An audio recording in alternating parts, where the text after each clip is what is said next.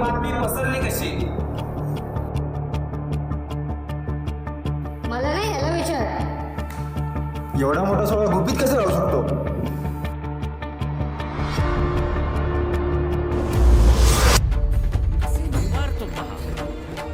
पदोपदी रे तोवर तुझी काळजी वाहीन, साथीत या साथ द्याया बघ इथेच राहील. सारे निवारून मग पंढरीस मी जाईन. बाळा चंद्रभागे तिरी तुझी वाट मी पाहिन. बाळा चंद्रभागे तिरी तुझी वाट मी पाहिन.